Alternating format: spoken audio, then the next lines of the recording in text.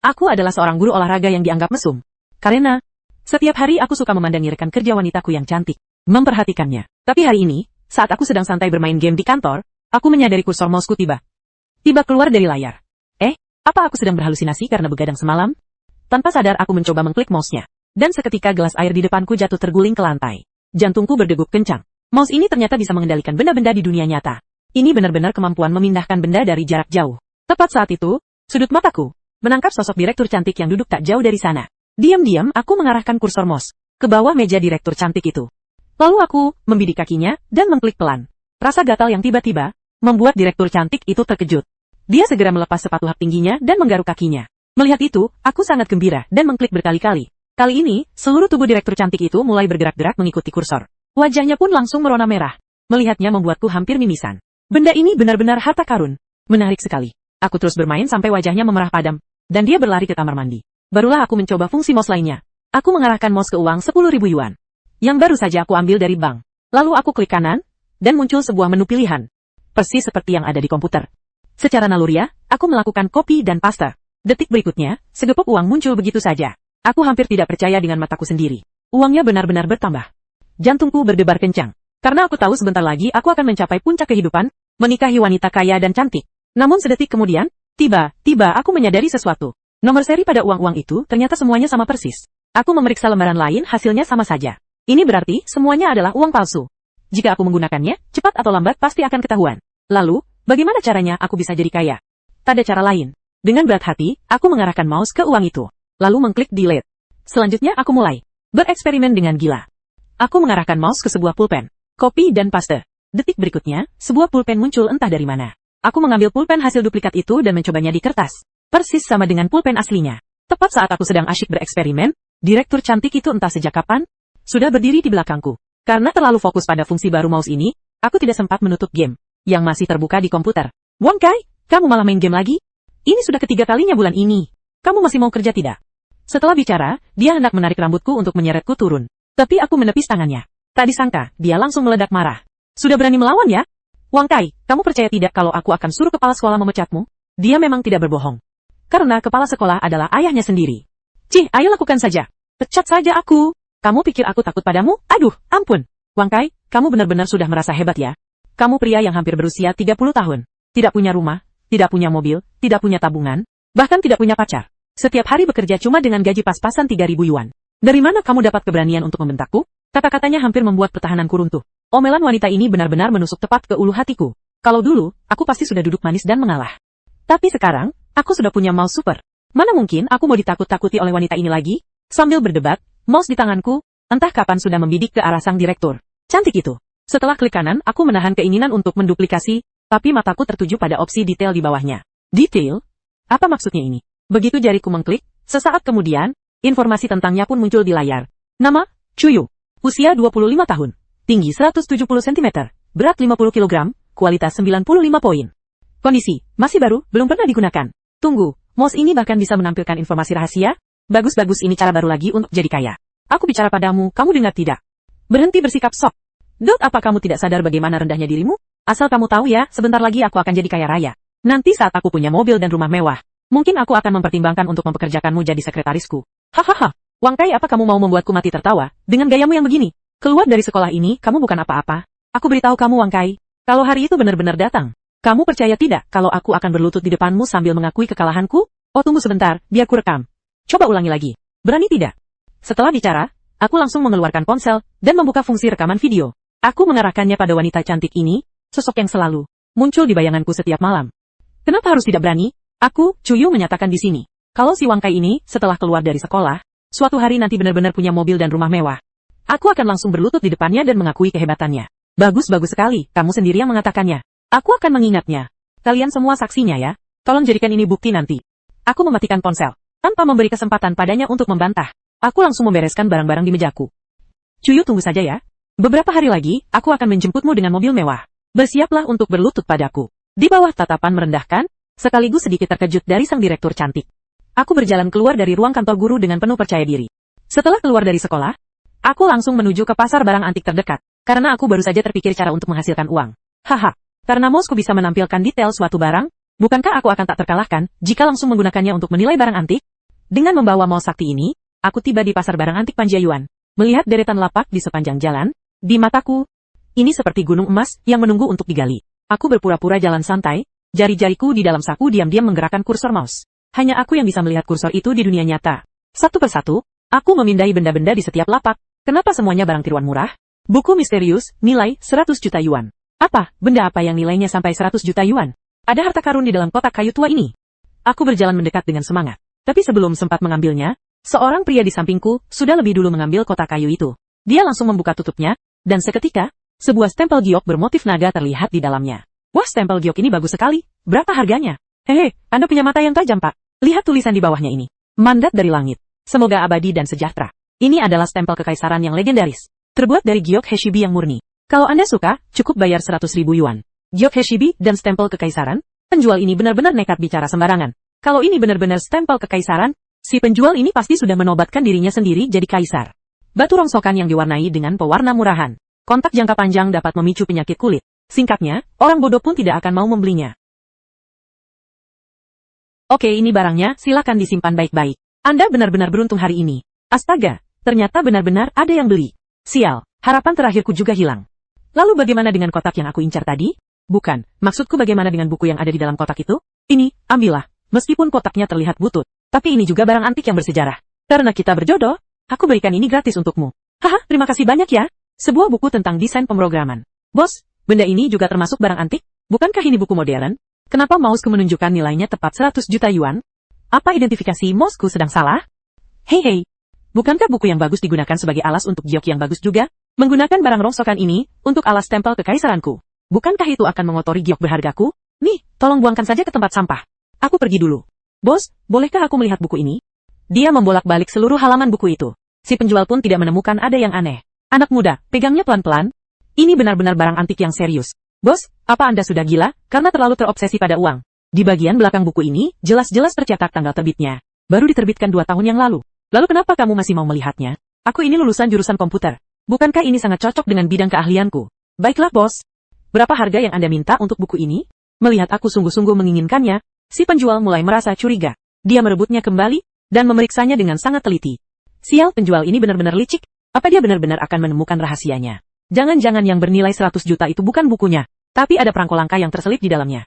Saat aku mengawasi setiap gerakannya dengan tegang, ternyata dia malah melemparkan buku itu begitu saja ke arahku. Bayar 300 yuan, dan silahkan bawa pergi. Tanpa banyak bicara, aku langsung memindai kode QR untuk membayar. Anak muda ini sepertinya membeli buku ramalan nasib palsu. Jangan-jangan itu benar-benar buku edisi terbatas? Edisi terbatas apanya? Di toko buku biasa cuma beberapa puluh yuan juga dapat. Lihat itu. Dia tersenyum bahkan tertawa lebar. Pasti ada sesuatu yang tidak beres. Adik, apa kamu baru saja mendapat rejeki nomplok? Belum saatnya tertawa. Setelah bukunya dibawa pulang, barulah bisa merayakan kemenangan. Nilai dari buku ini sendiri, hampir bisa dilihat dalam sekali lirik. Ini berarti nilai 100 juta yuan itu, pasti tersembunyi di suatu tempat di dalam buku ini. Aku membolak-baliknya halaman demi halaman. Halaman pertama bersih. Tidak ada catatan apapun. Isinya juga sangat jelas. Sepertinya dia sedang mencari sesuatu di dalam buku itu. Jangan-jangan ada harta karun yang terselip. Tapi tadi si penjual sudah memeriksanya kan? Tidak menemukan apa-apa. Sebenarnya benda apa ini? Jangan-jangan ini semacam teka-teki kode rahasia? Terselip di antara deretan huruf dan angka ini. Sebenarnya apa arti deretan angka ini? Anak muda. Aku sangat tertarik dengan buku ini. Boleh tidak dijual kepadaku? Aku juga punya buku yang sama di rumah. Kalau kamu mau, aku bisa menjual punyaku padamu. Tadi tidak mau beli, sekarang tiba-tiba mau. Tepat saat aku menemukan deretan angka ini, dia tiba-tiba muncul dan ingin membelinya. Aku sangat menyukai buku ini. Berapa harga yang berani kamu bayar? Menurutmu harga berapa yang pantas? Bagaimana kalau 1 juta yuan, mau beli? Tidak masalah. Hanya untuk sebuah buku harganya 1 juta yuan? Sobat, apa otakmu? Sedang bermasalah? Kalau mau dijual, ayo transaksi sekarang. Tidak perlu begitu kan? Cuma buku rongsokan. Melihat gelagat orang ini, buku ini pasti bukan sembarang buku. Mana mungkin orang yang sanggup mengeluarkan 1 juta yuan itu orang bodoh. Itu benar sekali. Tapi sepertinya memang tidak ada yang istimewa. Ada maksud tersembunyi di balik ini. Ternyata dia tidak menyahut. Tapi jelas, tebakanku benar. Yang dia inginkan adalah deretan angka ini. Ini mulai terasa aneh. Mengeluarkan 1 juta yuan untuk deretan karakter, padahal aku sudah menunjukkannya secara terbuka. Banyak orang di sini sudah melihat angka-angka ini. Dengan jelas. Kenapa kamu sampai harus mengeluarkan uang untuk membelinya? Apalagi kamu rela membayar 1 juta yuan. Untuk sesuatu yang sudah dilihat oleh banyak orang. Ini menunjukkan bahwa nilai deretan angka ini pasti jauh lebih besar dari 1 juta yuan. Setelah mendengar kata-kataku, pria berkacamata itu langsung merasa cemas. Dia tahu, dia tadi terlalu terburu-buru. Seharusnya dia tidak langsung menawarkan harga setinggi itu. Dan tidak seharusnya menunjukkan ketertarikan yang begitu besar. Akibatnya, dia malah membuatku curiga. Aku sungguh-sungguh menyukai buku ini. Tidak ada hubungannya dengan angka-angka itu. Lagi pula, sekarang aku belum yakin mau beli atau tidak. Begini saja adik, coba kamu buka setiap halamannya. Biar aku lihat isi halaman belakangnya. Apakah isinya sama dengan buku yang baru diterbitkan sekarang? Kalau isinya sama, berarti tidak punya nilai koleksi. Rencanamu licik sekali ya. Walaupun jaraknya 800 meter pun aku bisa mencium niat burukmu. Yang kamu incar pasti deretan angka ini. Tapi deretan angka ini sudah dilihat banyak orang. Meskipun ini sangat berharga. Tapi karena sudah tersebar luas, logikanya nilainya akan turun drastis. Tapi sekarang kamu malah menyuruhku membuka halaman belakang. Itu artinya, di halaman belakang itu, kemungkinan besar masih ada deretan angka serupa. Setelah memantapkan dugaan ini, aku memastikan hanya diriku yang bisa melihat isinya. Aku mulai membolak-balik halaman. Setelah sekitar 20 halaman, di bagian atas yang kosong. Benar saja ada deretan angka yang ditulis dengan pulpen. Sebenarnya benda apa ini? Adik, kamu bisa membacanya dengan keras. Biar aku bantu menerjemahkan artinya. Kamu pikir aku sebodoh itu? Kamu pikir kalau kamu tidak mengatakannya, aku tidak bisa menebak? Ada begitu banyak orang di sini, tapi cuma kamu satu-satunya yang paham artinya. Biasanya cuma aku yang bisa menipu orang, belum ada yang pernah bisa menipuku. Adik jangan buru-buru. Aku akan tanya ayahku. Dia juga seorang programmer. Pasti dia bisa paham artinya. Aku ini programmer, tapi deretan angka itu tidak terlihat seperti kode program. Waktu sudah semakin larut. Aku harus cari kedai teh dulu untuk istirahat. Semuanya, mari kita sudahi saja. Meskipun aku sudah pergi, tapi ada beberapa orang yang tidak tenang. Contohnya si pria berkacamata itu, bahkan ada yang sudah mulai menelpon. Saat ini, di dalam sebuah apartemen mewah Thompson Riviera, Zhao Gao, salah satu pendiri perusahaan teknologi AI ternama, sedang menguji produk pengembangan perusahaannya. Dia merasa sangat kesal, karena terganggu oleh telepon. Lao Zhao, tolong bantu cek apa arti deretan karakter ini. Benda ini katanya bernilai 1 juta yuan. Kamu sedang tidak ada kerjaan ya? Aku lagi sibuk tes produk ini. Hehe, habisnya cuma kamu ahli pemrograman yang aku kenal. Orang lain tidak ada yang paham. Kirimkan ke sini, biar kulihat. Jangan matikan teleponnya. Zhao Gao membuka pesan itu. Begitu melihat karakter yang dikirimkan, dia merasa sangat akrab dalam sekali lirik. Siapa yang mengirimkan karakter ini padamu?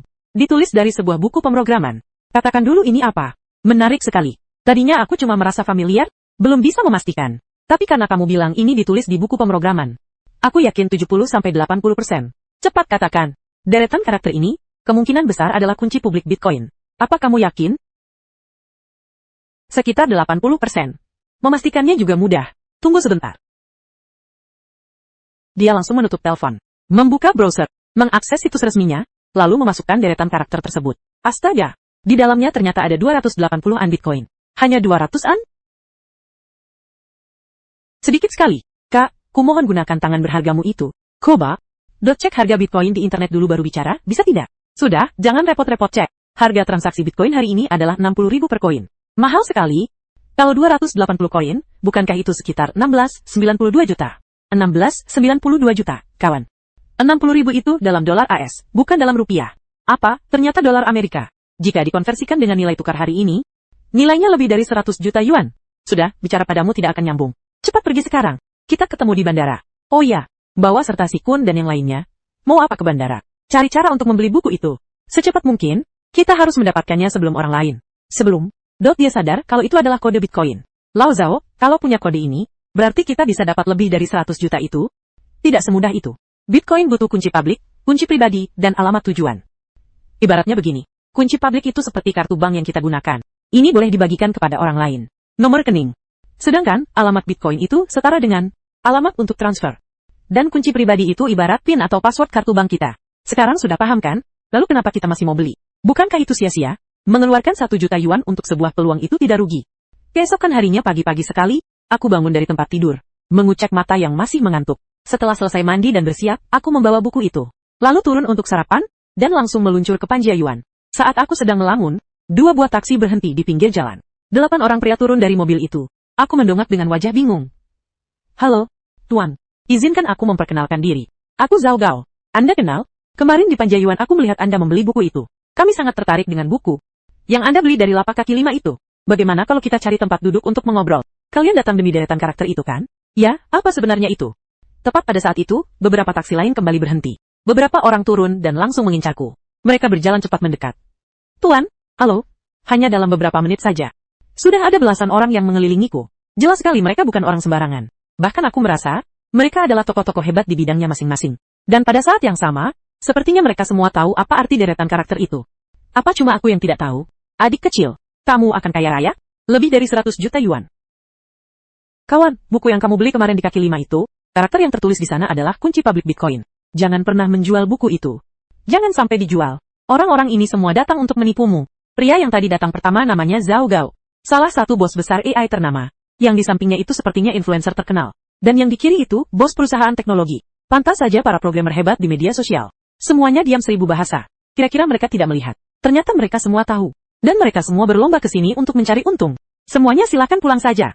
Buku ini tidak dijual. Tuan, menyimpan buku ini tidak ada gunanya bagi Anda. Bagaimana kalau 2 juta yuan?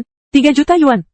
Tuan, Anda juga ingin untung kan? Menolak berarti harganya belum cocok. Bagaimana kalau Anda sendiri yang sebutkan harganya? Sebenarnya tidak ada yang perlu disembunyikan. Aku katakan langsung saja. Deretan karakter itu adalah alamat kunci publik Bitcoin. Mungkin Anda belum terlalu paham tentang Bitcoin.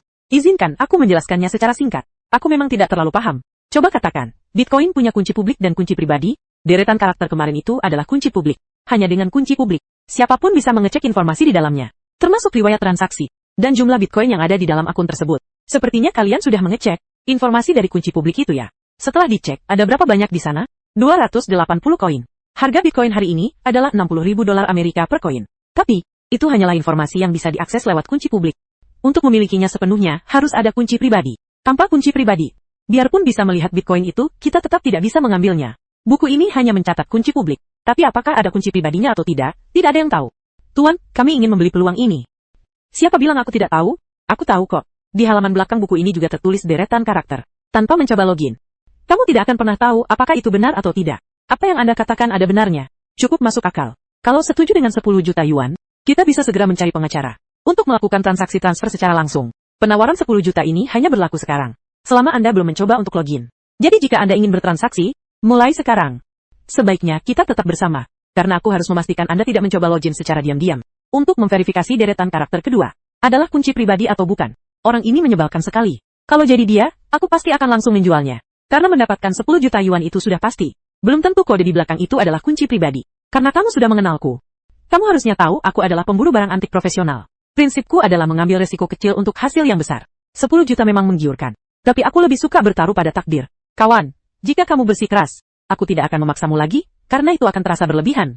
Ini kartu namaku. Jika Anda ada yang tidak dimengerti tentang ini, silakan hubungi aku kapan saja. Meskipun tidak bisa dijual kepada kalian.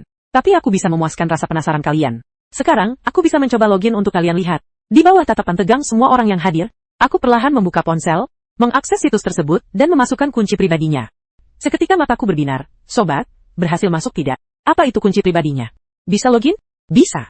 Aku mengangkat ponselku, mengarahkan kamera ke layar yang menampilkan akun Bitcoin yang sudah terbuka. Gila, benar-benar bisa masuk, ada 280 koin.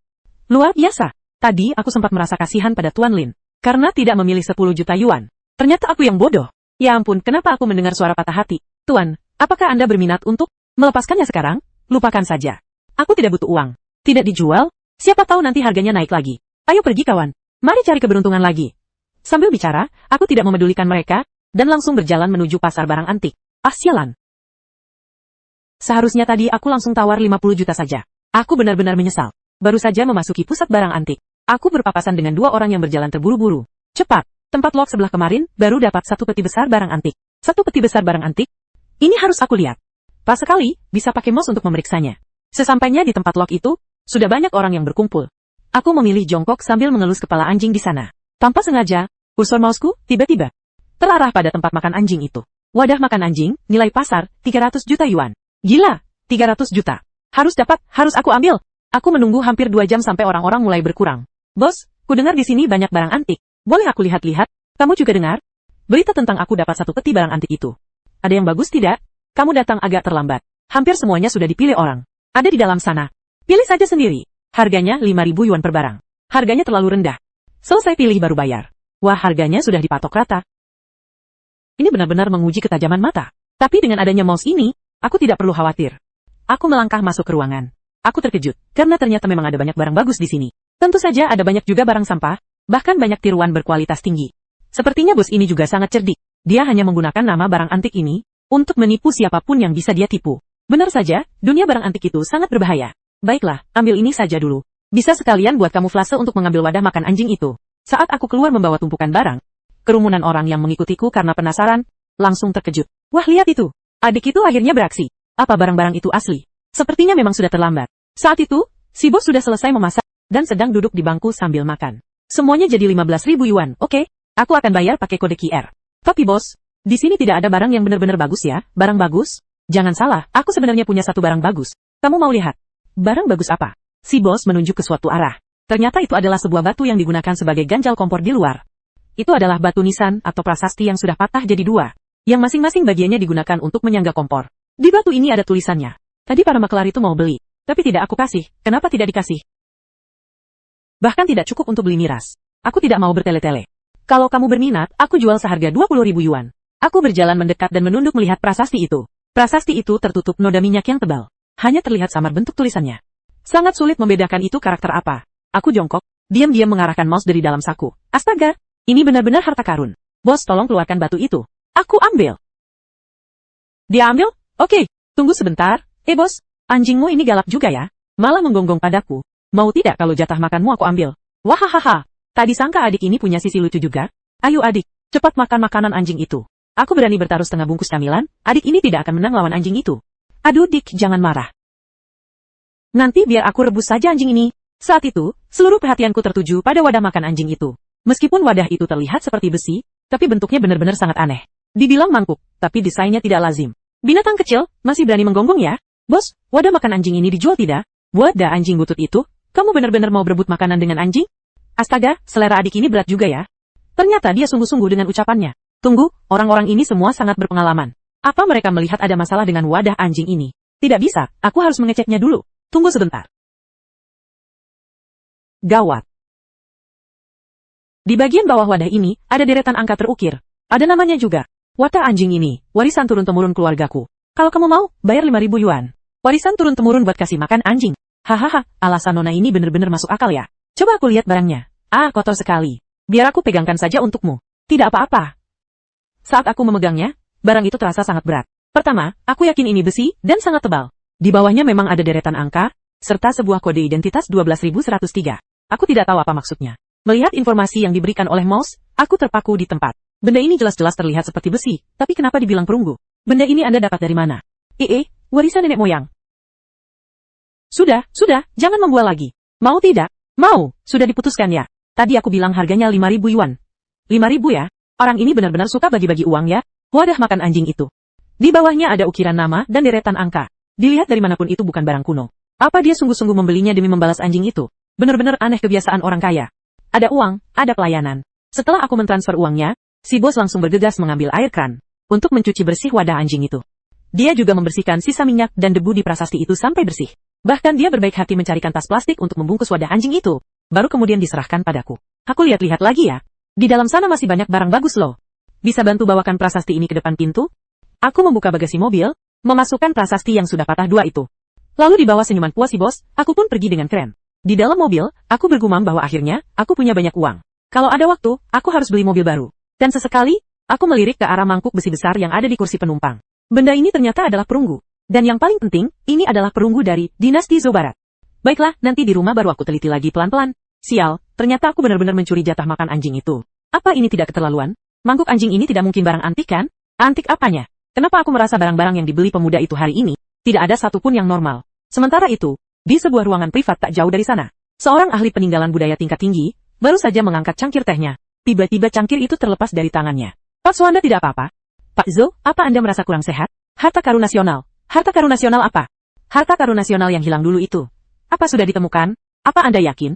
Pemuda itu, aku melihatnya. Pemuda itu, dia telah membeli harta karun nasional. Kudengar. Pemuda itu baru saja pergi ke tempat rongsokan, membeli sebuah mangkuk anjing. Mangkuk anjing itulah harta karun nasionalnya. Ketiga orang itu langsung menerjang ke sana, dengan mata terbelalak, memperhatikan setiap inci mangkuk anjing itu tanpa terlewat. Saat melihat deretan angka yang tertulis di dasar mangkuk, napas mereka bertiga seketika menjadi sangat sesak. Benar, ini adalah bagian dari harta karun nasional yang ditangani oleh Pak Zhao Dabao. Saat migrasi Mongol ke selatan dulu, aku akan menelpon ayahku agar dia memeriksanya untuk melihat yang mana ini. Kenapa pemuda ini membeli mangkuk anjing? Kenapa dia mau membeli barang ini? Mungkinkah dia mengenalinya? Tidak mungkin. Dia tidak mungkin tahu. Sepertinya bukan karena dia mengenalinya secara spesifik, tapi matanya sangat tajam. Dugaanku, dia mungkin tertarik dengan bentuk benda ini. Dari bentuk fisiknya, dia merasa ini mungkin benda tua. Tapi dia pasti tidak bisa menebak benda apa ini sebenarnya. Jika dia bisa mengetahuinya, Dia benar-benar bukan manusia biasa lagi. Jangan mengobrol lagi, cepat beli barang itu. Anak muda, apa barang ini dijual? Aku tawar 10.000. Apa, cuma 10.000? Bukan begitu kawan? Bukankah ini mangkuk anjing yang direbut dari mulut anjing tadi? Oh, kalian mengenali barang berharga ini? Bapak-bapak sekalian punya wawasan luas. Bagaimana kalau bantu menilainya? Astaga, ini tadi dia beli dari tempat rongsokan, saat itu masih berisi sisa makanan, dan sedang dimakan anjing. Anjing itu sedang asyik makan, tapi alat makannya malah kau beli. Apa kau masih punya hati nurani? Kami hanya melihat bentuknya cukup bagus. Soal benda berharga atau bukan, kami tidak tahu.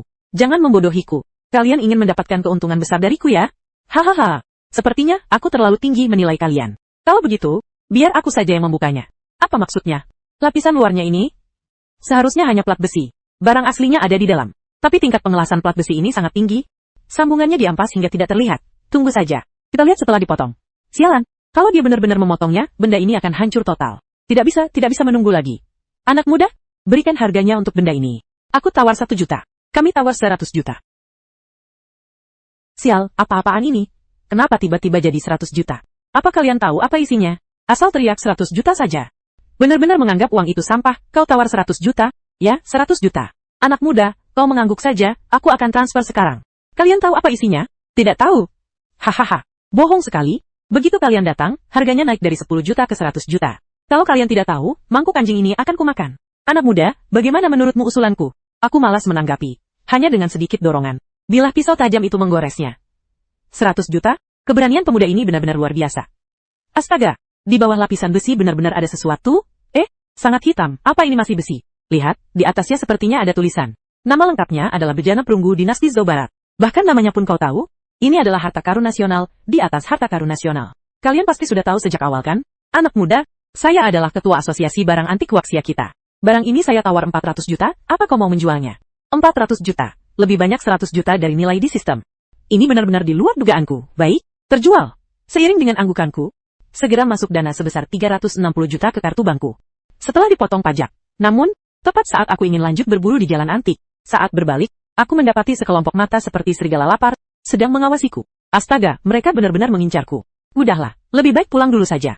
Lain kali akan kupelajari lagi apa kegunaan lain dari mouse ini. Dalam perjalanan menuju asrama sekolah, aku terkejut saat mengetahui, ternyata, mouse ini bisa mengubah sesuka hati, nilai atau angka. Dari benda apapun, baik itu ketampanan, bentuk tubuh, maupun kekayaan, semuanya bisa diubah. Seketika aku merasa sistem ini terlalu luar biasa. Aku ingin mengubah daya tempurku menjadi level jutaan. Namun detik berikutnya, mouse langsung memberi peringatan kesalahan. Aku melihat antarmuka sistem, nama, umur, tinggi, berat badan, doselel bisa diubah. Bahkan ketampanan dan karisma pun bisa diubah. Tetapi muncul batasan syarat, per hari hanya boleh melakukan modifikasi 2 kali.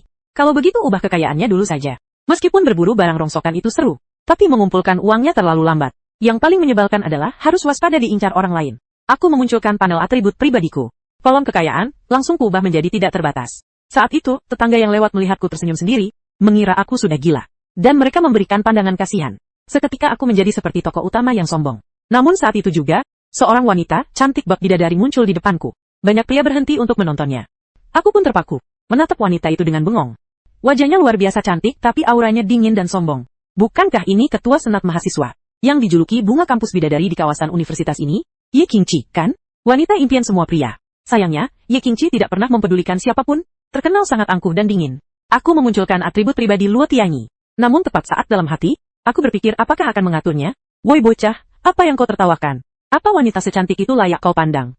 Memangnya kenapa? Aku menertawakan diriku sendiri yang sangat tampan tidak boleh. Kau tampan, bisa setampan aku. Aku memperhatikannya sebentar, tampangnya skor 80, lumayan. Aku membandingkannya, masih aku yang lebih tampan. Aku mengusap dagu dan mengangguk serius. Tampang gunanya buat apa? Lihat baik-baik pakaian di tubuhku ini. Disebut sebagai Rolls Royce yang bisa dipakai, harganya 200.000. Seumur hidupmu kau tidak akan mampu membelinya. Pakaianmu sih lupakan saja, tapi kalau Rolls Royce, aku bisa membelinya sesuka hati. Bual mah siapa yang tidak bisa? Kau tidak kena pajak. Karena kau tidak percaya, bagaimana kalau kita bertaruh? Bertaruh, apakah aku mampu membeli Rolls Royce? Apa taruhannya? Jika aku mampu beli, kau harus menyumbangkan mobilmu. Jika aku tidak mampu beli, aku akan menyumbangkan seluruh harta kekayaanku. Si rambut kuning itu agak ragu, mungkinkah orang di depannya ini orang kaya yang menyamar? Tapi auranya tidak terlihat seperti itu. Meskipun ragu, tapi si rambut kuning langsung setuju dengan cepat. Bukankah taruhannya cuma membeli 1 unit Rolls Royce? Bahkan dealer 4S-nya pun bisa kubelikan untukmu. Mari pergi ke dealer 4S, aku akan membawa kalian dengan mobilku. Ini mobilku. Segera mereka tiba di dealer Rolls-Royce. Permisi, apa Anda datang untuk membeli mobil? Tuan, silakan lewat sini. Aku tidak datang untuk membeli mobil. Hahaha, kalau begitu kau mengaku kalah. Anak muda, jangan terburu-buru. Aku menepuk bahunya dengan tenang. Aku tidak membeli mobil. Aku ingin membeli seluruh dealer 4S ini. Apa? Membeli dealer 4S? Sudah gila ya, cuma belasan mobil di dalam toko ini saja. Nilainya sudah mencapai ratusan juta. Jangan membual lagi. Kenapa tidak kau bilang mau beli satu jalanan ini saja? Tuan, jika Anda tidak ada keperluan lain, sebaiknya pulang saja. Panggil bos kalian ke sini, aku ingin bicara dengannya. Tuan, tolong jangan membuat keributan lagi. Gajiku akan dipotong jika aku mengganggu waktu istirahat bos. Tenang saja. Berikan nomor telepon bosmu, biar aku yang bicara. Nomor telepon bos, ada di kotak kartu nama itu. Lihat saja sendiri. Halo bos, aku ingin membeli dealer Rolls-Royce 4S milikmu. Toko tidak dijual. Aku bisa bayar harga tinggi. Kalau begitu 1 miliar. Itu benar-benar harga yang sangat tidak masuk akal. Tapi kau langsung setuju begitu saja. Kau tidak sedang bercanda denganku kan? Setelah telepon ditutup, aku melihat beberapa wajah dengan mulut menganga lebar. Kau benar-benar mau mengeluarkan 1 miliar untuk beli dealer ini. Orang ini mungkin cuma berakting saja. Segera si bos tiba. Kau yang mau beli tokoku? Aku ingin beli tokomu. Mari kita bicarakan harga yang tadi kukatakan. 1 miliar, tidak kurang sepeser pun. 1 miliar, tidak masalah. Tanda tangan kontrak. Si rambut kuning bingung. Ini tidak sesuai dengan skenario yang aku bayangkan. Hati si bos mulai ragu. Seseorang yang sanggup mengeluarkan uang tunai 1 miliar? Seberapa besar latar belakangnya? Dia tidak berani membayangkan. Tidak mungkin. Skenarionya tidak mungkin seperti ini. Melalui sistem, aku mentransfer 1 miliar kepada si bos. Begitu melihat SMS bank, hati si bos berbunga-bunga. Setelah mengetahui taruhan kami berdua, tanpa banyak bicara dia langsung mengawasi pelaksanaannya. Segera, BMW seri 3 milik si rambut kuning yang masih kredit langsung disumbangkan. Kemudian aku memilih sebuah kulinan yang bagus, dan langsung pulang ke kompleks asrama.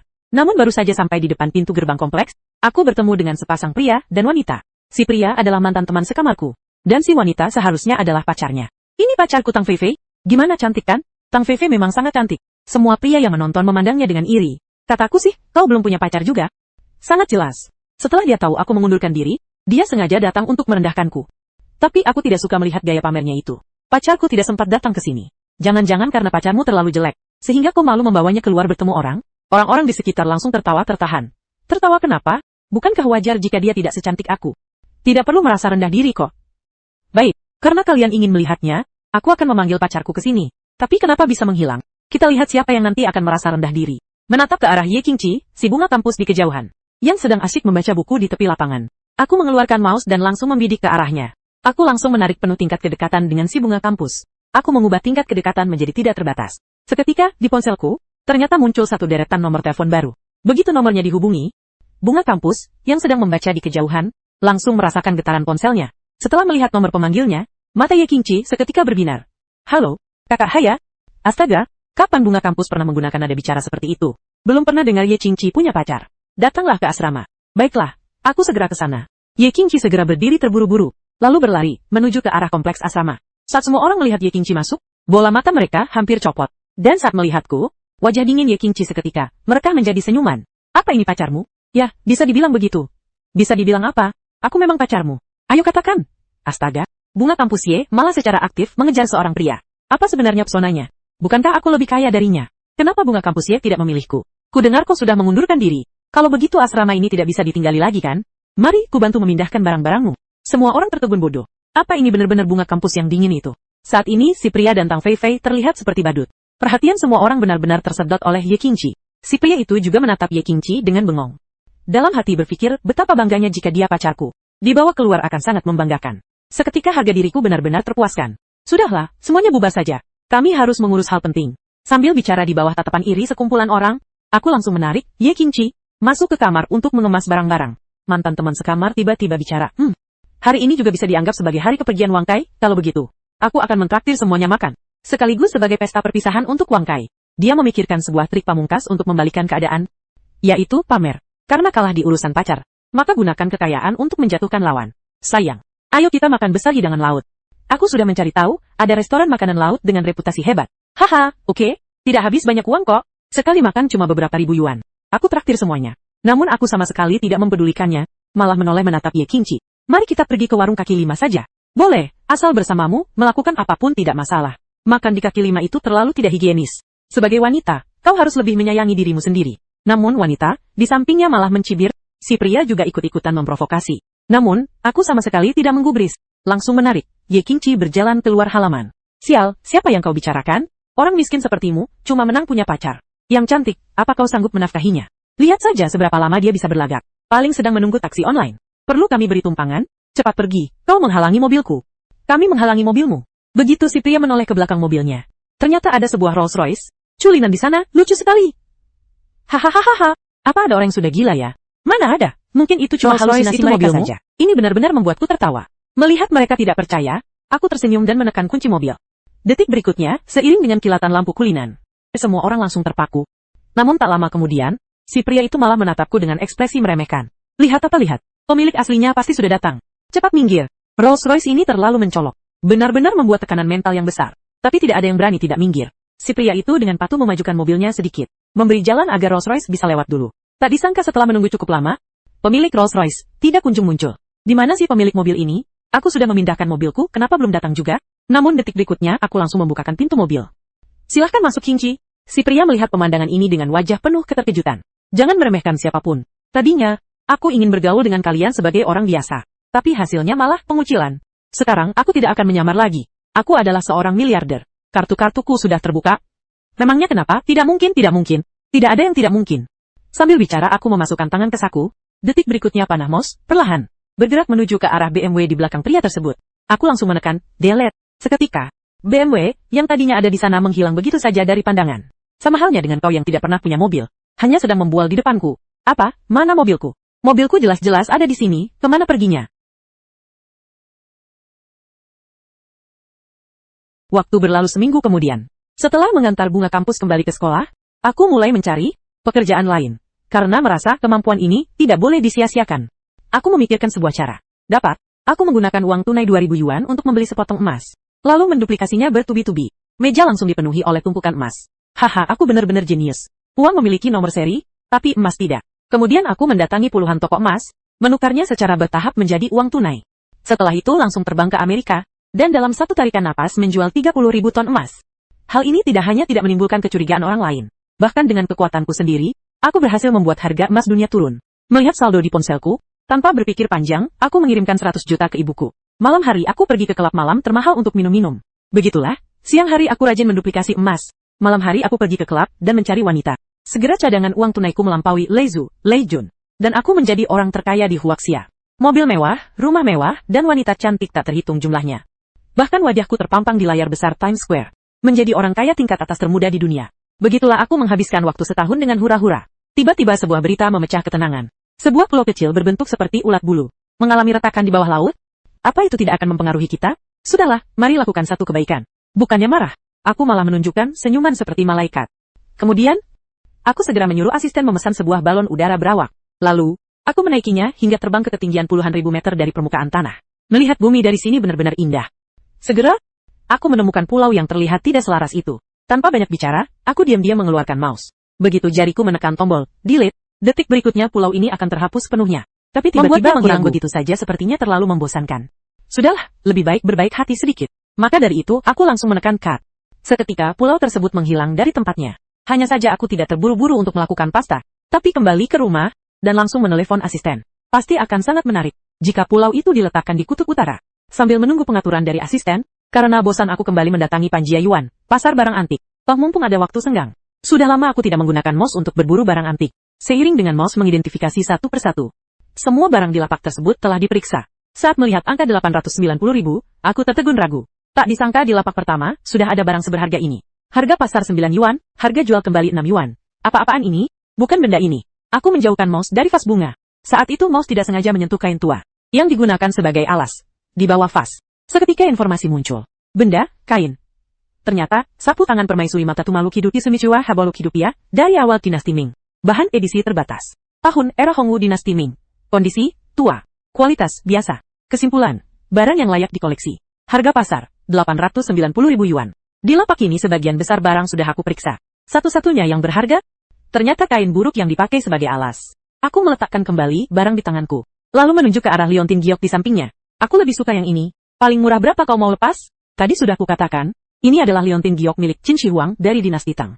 Beberapa hari lalu ada yang tawar 80.000 pun tidak kujual. Tidak ada aura spiritual, warnanya kering dan kusam. Kaku dan bahkan ada gelembung udara di dalamnya. Bahannya terlalu baru, gelembung-gelembungnya kecil, warnanya tidak merata. Sekali lihat saja sudah jelas ini palsu. Barang palsu jangan coba-coba membohongiku. Lagi pula, Qin Shi Huang kok dari dinasti Tang, Mos mengonfirmasi ini barang palsu. Aku asal bicara beberapa kalimat, dengan istilah profesional dari novel barang antik. Seketika, si pedagang itu terbungkam. Pemilik lapak itu langsung mengangguk, mengacungkan jempol. Hari ini saya bertemu ahlinya. 100 yuan kulepas untukmu. Nah, begitu dong. Baiklah, ambilkan kain untuk membungkusnya. Jangan sampai terbentur. Aku juga tidak mau ambil untung darimu. Kain ini kuhargai 1 yuan, jadi total 101. Pakai kainku? Oh tidak bisa. Ini semua adalah barang antik. Jangan lihat kain ini kusam. Ini juga termasuk jenis barang kuno. Jika bertemu orang yang suka, paling murah kujual. Astaga, mungkinkah orang ini tahu harga asli kain ini? Sengaja dipakai untuk memancing? Sepotong kain buruk begini kau mau jual 20? Bos, kau benar-benar tidak jujur. 20 yuan, jangan membodohiku. Kalau bertemu yang suka, paling murah laku 2000. Hehe, tapi karena hari ini aku suka melihatmu, berikan saja 200 yuan. Kau benar-benar licik ya. Kubayar 20, mau jual atau tidak? Hari ini aku sedang keras kepala. Jika kau jual 120, akan kuambil. Kalau tidak, aku tidak jadi beli semuanya. 20? Hehe, 20 pun aku masih untung 19, 5 yuan. Melawanku, kau masih terlalu hijau. Baiklah, karena kau enak dilihat, ku berikan 20 saja. Jika orang lain, kurang dari 190 tidak akan kulepas. Aku, jika bukan karena takut giok berhargaku dilihat orang lain. Dalam bisnis antik, ada uang ada barang. Simpanlah baik-baik. Transaksi selesai. Aku berjalan beberapa puluh meter lalu berhenti. Mengambil bahan giok dari dalam kain. Lalu membuangnya ke tempat sampah di pinggir jalan. Langkahku terhenti di depan toko bernama Xuan Ruizai. Selamat datang, silahkan lihat-lihat. Apa ada ahli penilai di sini? Aku punya barang bagus. Tolong panggilkan ahli untuk menilainya. Jika harganya cocok, akan kujual di sini. 2 sen pun tidak akan kuberikan. Sudah, 120. Orang ini masuk dengan tangan hampa. Apa yang mau dia nilai? Benda apa yang mau dinilai? Ini. Wanita itu tidak bicara, mengambil kain tersebut, lalu membukanya lebar-lebar. Biasanya kain pembungkus seperti ini, digunakan untuk membungkus benda kuno. Namun dia sudah memeriksanya cukup lama, mengira ada yang terlewat. Dia memeriksa koran pembungkusnya berulang kali, melihatnya berkali-kali. Akhirnya dia menatapku dengan bingung. Mana barangnya? Ya kain ini. Kain? Barang yang mau kau nilai adalah kain ini. Edisi terbatas permaisuri era Hongwu dinasti Ming. Tunggu sebentar, aku telepon dulu. Halo Pak Qin. Aku punya sepotong kain dinasti Ming. Edisi terbatas, apa Anda paham soal ini? Oh baiklah, segera ke sini ya. Tamunya sudah menunggu. Silahkan duduk sebentar. Temanku akan segera sampai. Dia tinggal di dekat sini. Sangat cepat. Aku mengangguk lalu duduk. Wanita itu menuangkan teh untukku. Aku mengucapkan terima kasih, sambil menerima cangkirnya. Jariku secara refleks melakukan klik mouse. Seketika informasi yang relevan muncul. Begitu melihat harga pasar cangkir ini 60.000. Aku tertegun lalu menyesap tehnya. Berlagak menatap cangkir itu dengan teliti. Bos sungguh royal, cangkir tehnya saja barang kuno. Kau tahu, ini barang dari era Qianlong. Jika tidak salah lihat, seharusnya ini berasal dari Jiangxi, satu dari 3 tempat pembakaran besar pemerintah dinasti Qing. Porselen dari Tunku Pingxiang. Satu cangkir ini, harga pasarnya paling tidak 50-60 ribu. Wanita itu benar-benar terkejut kali ini. Hanya dalam sekali lihat bisa menyebutkan tahun spesifik cangkir ini, serta asal pembakarannya. Ini sungguh luar biasa. Tidak semua orang bisa melakukannya. Maaf tuan, bagaimana harus kupanggil Anda? Wang Kai. Hanya dalam 1-2 kedipan sudah tahu kondisi cangkirku. Banyak ahli penilai harta pun belum tentu bisa. Tuan Wang punya riset mendalam soal porselen ya? Pernah mempelajarinya sedikit. Sekitar setengah jam kemudian, seorang pria berusia 40-an masuk. Xiao Song, mana kainnya? Ini Pak Qi, dan ini Tuan Wang, kainnya yang ini? Coba kulihat. Sapu tangan, benar. Lihat sulamannya, ini kualitas istana kondisinya terjaga baik. Tidak ada kerusakan. Sungguh suatu keajaiban. Sapu tangan ini kau jual? Sudah kubawa ke sini, tentu saja dijual. Tergantung berapa harga yang Anda tawarkan. 800.000. Sepertinya Pak Qi kurang tulus ya. Lupakan saja. Jangan, 1 juta. Bagaimana kalau 1 juta? Anak muda, harga ini sudah tidak rendah lagi. 1 juta, aku benar-benar menyukainya. Kalau 1 juta belum cukup bagaimana 1 juta? 1 juta itu benar-benar tinggi. Astaga, ternyata harganya lebih tinggi dari yang diberikan Mouse. Aku tidak bilang 1 juta itu tidak boleh. Anda yakin tawar 1 juta? 1, 2 juta? Benar-benar tidak bisa lebih lagi. Jika lebih dari itu aku tidak bisa ambil untung lagi. Oke, namun tepat setelah aku bicara, ponselku berdering. Pak Huang, perjalanan ke Kutub Utara sudah diatur. Bisa berangkat kapan saja. Haha bagus. Sekarang juga berangkat. Oh ya, kirimkan kode bayarmu. Akan kutransfer bonus 1-2 juta. Setelah itu, di bawah tatapan kaget Pak Qi dan Song Yan Qiu, aku langsung naik ke helikopter pribadi di depan pintu. Langsung meluncur menuju Kutub Utara.